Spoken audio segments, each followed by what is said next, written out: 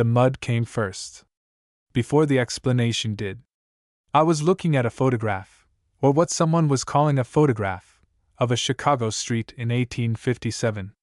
The building in the frame was perfectly ordinary. A storefront. A wooden sign.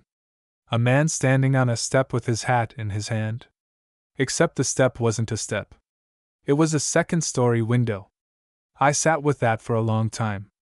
I kept asking myself the same question: what happened to the ground floor? What happened to the ground? That single image sent me down a rabbit hole I haven't fully climbed out of. Because the further I dug, and the word dug feels deliberately ironic here, the more I found the same pattern repeating. City after city. Decade after decade. An entire chapter of American urban history that sits in engineering journals and municipal records and is, somehow, almost never discussed as the single most audacious act of civilizational reinvention in the 19th century.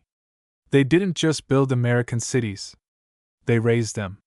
They physically lifted entire downtowns out of the mud, jacked them into the air on timber screws, and pumped thousands of tons of fill beneath them, all while people were still living and working inside.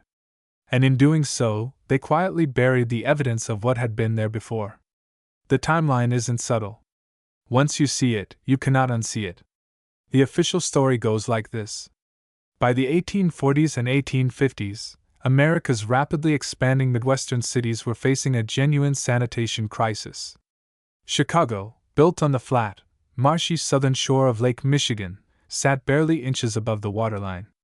Its streets were unpaved rivers of mud. Its drainage systems, such as they were, ran backward. Waste pooled in the streets and seeped directly into the same shallow wells residents used for drinking water. Typhoid, dysentery, and cholera moved through the city in waves. The summer of 1854 alone killed over 1,400 people in a city of roughly 30,000. The engineering establishment of the era, led by figures like Ellis Sylvester Chesbrough, the city's first civil engineer, proposed a solution that even by modern standards seems almost impossible. Rather than attempting to drain the city at its existing grade, Chesbrough proposed raising the grade itself. Lift the streets. Lift the buildings. Lift the entire urban fabric by 4 to 7 feet and install a proper sewage system underneath it all. And so, beginning in 1856, they did exactly that. Crews laid sewer lines under the newly elevated street beds. Buildings were jacked up on thousands of unified screw jacks, sometimes while occupied and operating, their brick and timber frames groaning but holding. The famous Tremont House Hotel, a 4-story building weighing an estimated 35,000 tons, was raised over 8 days without a single cracked wall, using 5,000 jacks operated in coordinated turns by 600 men. The operation drew crowds of spectators who reportedly ate dinner inside the hotel and felt nothing. This is the official story. It is remarkable. It is documented. It is, in its broad strokes, entirely true. But here is what the official story doesn't explain. Let's start with the numbers. Because the numbers don't quite add up. Chicago's grade-raising project is typically described as an engineering marvel of the 1850s and 1860s, a response to an acute crisis. The problem is that when you start pulling the threads on American municipal elevation projects, you don't find an isolated Chicago story. You find the same pattern, in city after city, across a span of roughly 40 years, and the explanations given for each one don't always fit together as neatly as the official narratives suggest. Sacramento, California. 1860s. The city was raised block by block after catastrophic flooding from the Sacramento River.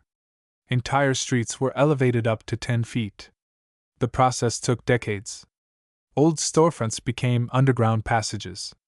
The underground network beneath downtown Sacramento, still partially accessible through organized tours today, is the buried ground floor of the pre-elevation city. Walk through it now and you're walking through a ghost town that was simply lowered out of sight rather than demolished. Galveston, Texas. 1900 to 1910.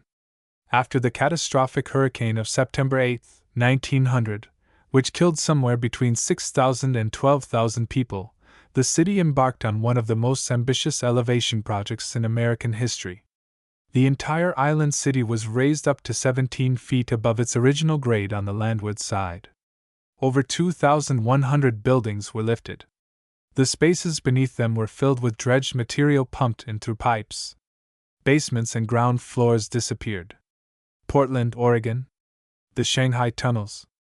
The official story, that they were built to move goods between waterfront warehouses and downtown hotels, is plausible enough. What is less discussed is the elevation timeline for Portland's riverfront district, which matches almost exactly with the sudden disappearance of what records show as an earlier street-level commercial layer. The tunnels connect structures at what was, in the 1850s, street grade, a grade that no longer exists on the surface. Speaking of street grades, there's a researcher's frustration that emerges from examining 19th-century city maps held at the Library of Congress. In collection after collection, you find early survey maps from the 1840s and 1850s that show a street-level infrastructure, foundations, drainage culverts, sometimes full building footprints, that simply doesn't correspond to any layer archaeologists have excavated in those same districts. The layers are there. They're just deeper than they should be. Maybe that's coincidence. Maybe the surveying conventions of the era created systematic errors. Maybe the drainage culverts shown in those early maps were never built at all, just planned and then abandoned. But here's what matters. In 2004, workers excavating a utility trench in downtown Chicago's Loop District hit a brick wall at a depth that, according to all official city records, should have been undisturbed pre-urban soil. The wall matched the architectural style of 1840s commercial construction. A brief note appeared in the Chicago Tribune. The project continued. The wall was not excavated further, and as far as the public record shows, it was not formally documented by any municipal historical body. I found this while researching something else entirely. Which brings me to the part of the timeline that keeps me up at night. The grade-raising projects are documented. They happened. Nobody disputes that Chicago was lifted, or that Sacramento was filled, or that Galveston was raised. The engineering is on the record and it is extraordinary. But there is a second question layered beneath the first, and it's the question the official narrative doesn't spend much time on. What was there before? The standard answer is, not much. Swampy, pre-modern, semi-settled territory. Indigenous encampments and early fur trading posts. A handful of rough pioneer structures. The implication is that the grade-raising projects were building upward from nearly nothing, that the mud they lifted out of was essentially empty mud, historically speaking. But the archaeological record suggests something more complicated. In 1988, a team from the Illinois State Museum published a study of subsurface features discovered during the expansion of the Chicago subway system. At several points along the Blue Line extension, construction crews encountered what the report describes as organized subsurface features of non-natural origin, at depths consistent with pre-1850 grade levels. The report is publicly available, sitting in the Illinois State Museum's Research Archive in Springfield, Illinois. What the report doesn't do is speculate about what those features were, who built them, or why they are at a depth that shouldn't contain built infrastructure. That's not an oversight. That's a disciplinary boundary. Archaeologists working on urban infrastructure projects operate under time pressure and narrow mandates. They're not there to rewrite urban history. They're there to document what they find and move on so the project can continue.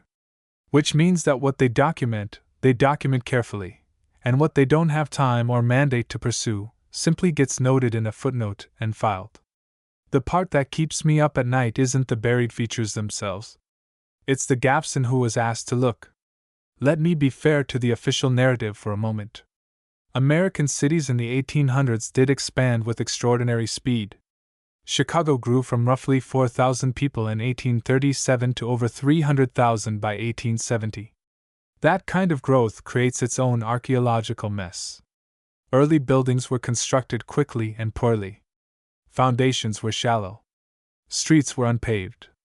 It's entirely plausible that the subsurface chaos of a rapidly growing industrial city looks, from the archaeological record, like something more organized and deliberate than it actually was.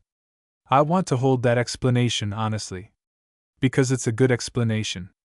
But here's what troubles me about it. The grade-raising projects weren't just about sanitation. They were, in almost every case, also accompanied by massive urban renewal programs, the kind that involved the systematic demolition and removal of pre-existing structures, entire neighborhoods, whole residential and commercial districts that had existed for decades. And in almost every case, the documentation of what was removed is remarkably thin. Chicago's 1871 fire conveniently destroyed the city's municipal archive. Galveston's 1900 hurricane destroyed or damaged records held at City Hall. Sacramento's flooding events of the 1860s damaged or destroyed the city's earliest survey records. The timing is almost dia. Let me tell you about the mud floors.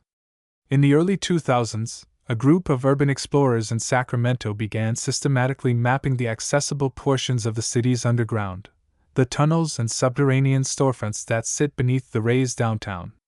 What they documented in a series of photographs and hand-drawn maps, many of which were later compiled into a report held at the California State Library, was a subterranean streetscape far more complete than the official narrative of flooding damage suggested. They found walls. Not just foundations, walls, intact to ceiling height, with door frames and window casings. They found flooring, in some cases original plank flooring still present. They found evidence of interior subdivisions, of commercial shelving units, of what appeared to be a full urban street facade at what would now be basement level, buildings that had been sealed and filled around rather than demolished. This is not, on its face, strange. Sacramento raised its grade precisely by filling around existing structures, not by demolishing them first. The official explanation says exactly this. But here is the anomaly that the California State Library report notes, without elaboration. Some of the sealed structures contained artifacts that, based on the ceramic and glass typology used by the researchers, appeared to predate the American settlement period entirely. Not by centuries, by decades perhaps, but by decades that shouldn't exist in the official settlement chronology. The report was filed. The tunnels were subsequently restricted for safety reasons. And the artifact analysis was, as far as the public record shows, never followed up by an academic institution. Maybe I'm seeing patterns where none exist. But I keep returning to the same structural logic. When you raise a city's grade, when you physically bury the previous street level under 4 to 10 feet of fill, you also bury the most accessible archaeological layer. You don't destroy it. You just make it harder to access, harder to study, and easier to explain away. And you do this while simultaneously generating the kind of large-scale civic narrative, progress, sanitation, engineering triumph, that tends to crowd out questions about what came before. Speaking of what came before, there's a pattern in the language used by 19th-century boosters and municipal publications when describing the grade-raising projects. The phrase that appears again and again, in pamphlets and newspaper editorials and city engineer reports, is some variation of, "The city has been made new." Not, "The city has been improved." Not, "The city has been elevated." Made new. Which brings me to the question I can't quite shake. When you make something new, what do you do with what was old? In the case of Sacramento's underground, you fill around it and seal it up. In the case of Chicago, you lift it and fill beneath it. In the case of Galveston, you pump dredged sand around it and let the lower floors simply become basements, storage, the forgotten beneath places. But there are cities in the record where the pre-elevation layer wasn't preserved by accident, where it was actively, deliberately destroyed. The San Francisco earthquake and fire of 1906, which destroyed an estimated 28,000 buildings and killed between 3,000 and 6,000 people, was followed by one of the fastest urban rebuilding projects in American history. Within 3 years, much of the city had been reconstructed. Within 10, it was largely unrecognizable from its pre-earthquake form. The rubble from the destroyed buildings was used as fill material, dumped into the bay to create new land in what is now the Marina District. The rubble, and everything embedded in it, is now 15 feet underwater and under 20 feet of fill. The pattern isn't that someone sat in a room and planned to bury history. The pattern is quieter and more pervasive than that. It's that the tools available for making cities new, elevation, fill, fire clearance, urban renewal, happen to also be tools for making prior history inaccessible. And the narrative framework available for explaining these projects, progress, engineering, sanitation, disaster response, happen to be frameworks that crowded out questions about the prior layer. Maybe that's all it is. Maybe that's exactly all it is. But here's what I keep coming back to. The people doing the grade raising knew what was there before. The engineers had the original survey maps. The city boosters had the early daguerreotypes. The property records, the plat books, the chain of title documents, all of these existed. And most of them are either missing, destroyed in the various fires and floods that seem to follow American cities with remarkable regularity in this era, or are sitting in state archives waiting for someone with the time and the mandate to actually look at them. The knowledge hasn't been destroyed. It's been filed. I want to be precise about what I am and am not claiming here. I am not claiming that American cities were built on top of some prior civilization that has been deliberately suppressed. The evidence does not support that claim, and I want to be careful not to let the shape of a pattern carry more weight than the substance behind it. What I am claiming is narrower and, I think, more troubling. The grade-raising projects of the 19th century were, without question, genuine engineering achievements. They solved real problems. They saved lives. The men and women who organized and executed them were, by any measure, remarkable. None of that is in dispute. What is in dispute, or rather, what has never been adequately examined, is the completeness of the before picture. The question of what was being raised away from. The question of what was being buried under the fill.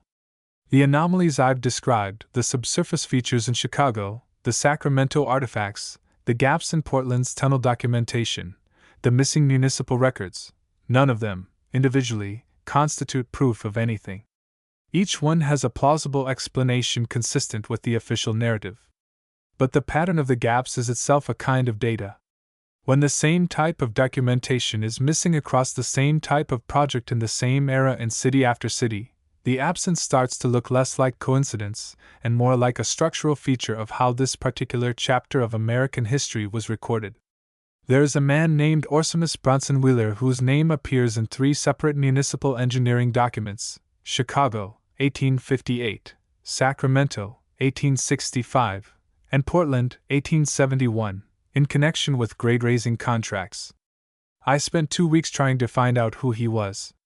There is no Wikipedia entry. There is no entry in the Dictionary of American Biography. His name appears in the engineering contracts, in a brief mention in an 1872 Sacramento Union article about a legal dispute over fill material, and nowhere else in the accessible historical record. He is not the point. He is not even particularly interesting in himself.